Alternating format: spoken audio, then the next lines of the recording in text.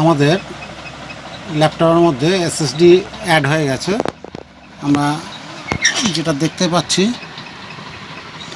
ল্যাপটপের hard disk ছিল, hard disk 500 GB hard disk, তার সাথে হচ্ছে 120 জিবি WD এসএসডি অ্যাড হয়ে গেছে, যেটা কম্পিউটার ম্যানেজমেন্টের ডিস্ক ম্যানেজমেন্ট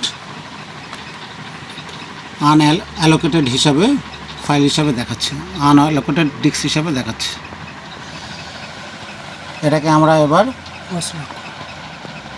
পার্টিশন ক্রিয়েট করে স্বাভাবিকভাবে ল্যাপটপের সাথে স্বচ্ছন্দে ব্যবহার করতে পারি।